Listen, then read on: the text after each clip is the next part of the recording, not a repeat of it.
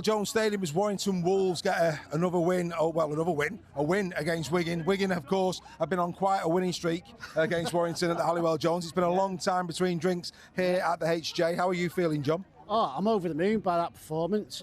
First half, wasn't too sure. Defence is on top for both teams. Youngster there, Irwin, Farriman, in it really. Get that try. Excellent try there first half, and then going 6-0 Wigan. Yeah, I coming out second half. I thought tables will turn here. Wigan will come at us. They did for a spell. We matched that spell, and then we went on another back-to-back try, which was good. It was. I mean, what I would say is that, you know, when you consider that they've had a little bit of a hard spell there, Wigan, in the fact that they've lost Marshall, and I hope that's not a bad injury. It looks as if he was in a lot of discomfort, did Liam Marshall. So Wigan will be sweating on that on the left-hand side. But Warrington got away with one because just before the end of that first half, there was an opportunity there on the left-hand side. Jay Field has got to nail that pass for Wardle to score, and Warrington got away big time at half-time. Yeah, they did. Credit to Warrington as well for keeping Jay Field quiet tonight. That's the quietest I've seen him play, to be honest. He made a couple of breaks, but yeah, I thought for Marshall, it looks like it's a hamstring from what he was I fear for Liam, I really do.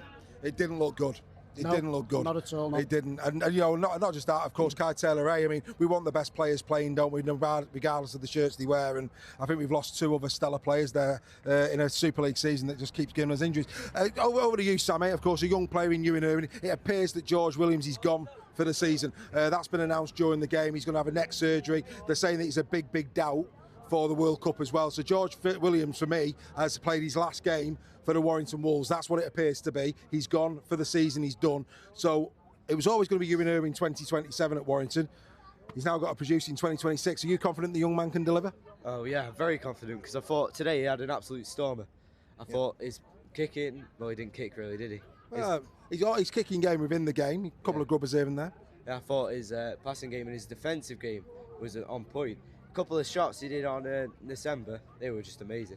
Well, he did. I mean, it's interesting because we were in commentary, lads, and I said to Greg last week in Castleford, Tom Weaver played December perfectly. If you're a smaller man on junior December, you've got to go low. Yeah. And Weaver nailed him time after time after time. And that's exactly, for me, what we've seen tonight in terms of the way in which Ewan Irwin attacked him. He just went low and allowed the likes of, you know, the Tanginos of this world and whoever to come in over the top to finish him off. And that's exactly the way to play a big man. Yeah, just like Ollie Leyland in Vegas. Absolutely. Yeah. Let's not talk about Vegas, dear God. Listen to him here. Vegas. I don't know. But look, I'll tell you what though, let's be fair to Wigan. Without doubt, Jono, they scored the try tonight. Now you'll argue it was poor defence from Warrington, but Zach Eckersley's try was a thing of absolute beauty. The way he went, I mean, look, Thewlis is no slouch, and the way he went round Thewlis, he had no right to score that try. It was beautiful, wasn't it? It was, yeah. If Josh had his time again, I'm sure he'd have made that tackle 100%. But wow, what a breakaway try that was from Wigan. Absolutely, and to be fair, we've been blessed tonight with some great tries. I thought the Thewlis tries, both in fact, I mean, strength for the second, the reverse ball from Irwin was absolutely beautiful. But I mean, we talked about the Wardle try that didn't happen for Wigan, and I said that Field had to nail that pass, and Ewan Irwin did nail that pass to Hopoate, didn't he? I mean, that pass to Hopoate on the wing, that's exactly what Field should have done in the first half. I have to say that right edge with Irwin really did look very, very good tonight. Yeah, I think it's... Once again, I'm going to say I think it might be our year. And also, just a note, when Jay Field was going into tackles, I thought that he went down, tried to cover where his appendix was. It looked like he stopped to try not to take the contact. Yeah, look, it's big for me. It's big problems for Wigan in the fact that they are missing some key personnel. They can ill afford to lose Marshall. We were saying in the Blue Bell before the game, we said in commentary, Liam Marshall went into this game having scored 22 tries in 25 appearances for Wigan against Warrington. That's how good he is. He's been top try scorer 2 seasons ago. He's always in and around 20 tries a season. To lose Marshall is massive for Wigan, isn't it, if that's what happens? Yeah, it is. You know, another injury to their players, Marshall. I hate it watching him playing us. I really do, because I know he'll get on the score sheet at some point, but that is a massive blow to Wigan. What do they do now? Who can they bring in for that position there? How far's Bevan French off? from coming back. Who knows? Well, again, I mean, Kai Taylor-Ray's gone down. I mean, we were watching Kai Taylor-Ray at full time. He was walking probably towards his family and he was shaking his head. And I said to Greg, that's probably 8 weeks minimum. That could be ligaments. It could be anything. So Warrington are sweating on that. The good thing where Warrington are concerned, unlike Marshall, is that Josh Thewlis can slot in at full-back. Jake Thewlis can come in on the wing. So as bad as it is, if Kai Taylor-Ray is going to go down for a significant period, it shouldn't hinder Warrington as much as perhaps Marshall will for Wigan. Yeah, I don't know what Wigan are going to do, but Wardle and Farrell, I know they didn't really get up to much and score, but it looked like it worked to me. Wardle and Farrell? Yeah, they were at centre and winger. Well, they were. Yeah. They were. Did you not notice every time the ball got to Farrell, it didn't find its way to the wing because he's not got the hands? Yeah. That's the big problem that Wigan have got. I love Liam Farrell. He's been a quality second rower. But when you play a player like Liam Farrell in that centre, every time it goes to him, he's got a second rower's brain. He's not getting the ball out, and that's a big problem. So it stunts that edge for me. I mean, they're trying their best to move the pieces around Wigan, but they've got some big injuries. And I think the biggest concern tonight for the Warriors fans is in a couple of weeks' time, they've got Saints in the Cup. And they could be going into that game with some key personnel missing.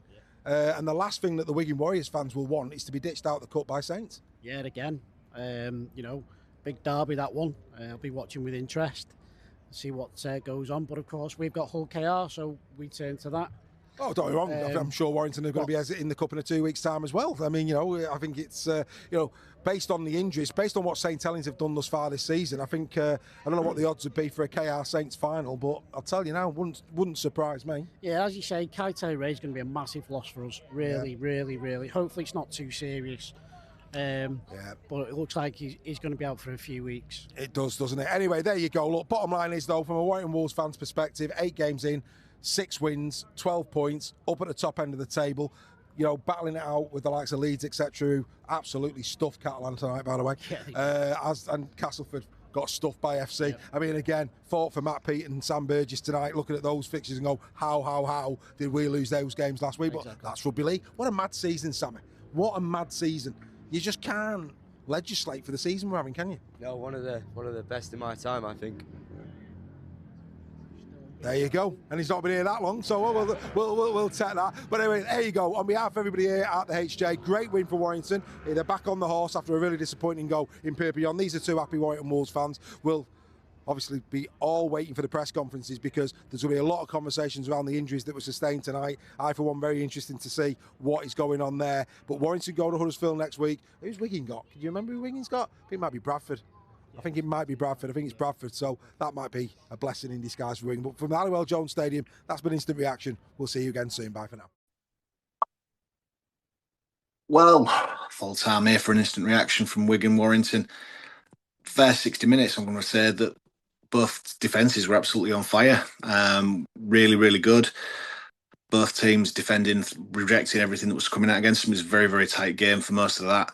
And then the last 20 minutes, it got blown apart. We just lost some of our way. I think some of that was defence, was the tiredness that came from defending so much in the first half. There's a lot of possession and went Warrington's way in that one. I think one point Wigan only had 33% possession but made more metres, so there's some positives there.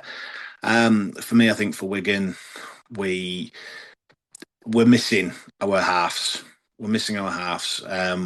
No real plan of attack. You could tell that that's where we was missing out on.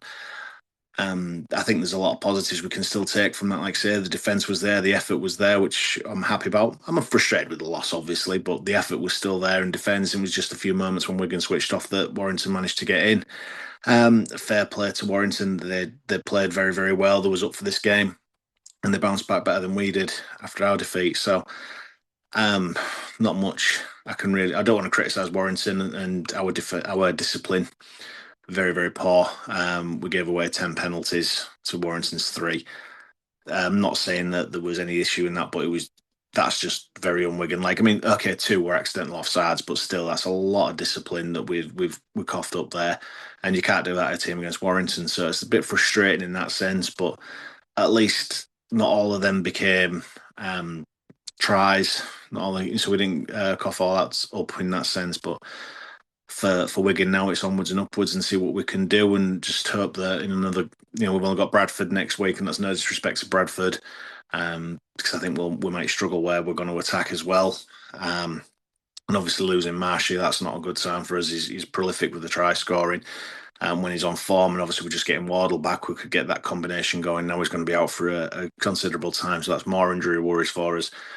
But we've still got more to do to come back next week, and then hopefully we'll obviously have Harry Smith back for some of the other games, and hopefully Bevan won't be too much longer either. So it's frustrating that we lost, but it's, the effort was there, and we played very well against a very good Warrington team, who obviously they were missing Williams. I think that showed at some points as well, but it was overall what it needed to be. So onwards and upwards next week.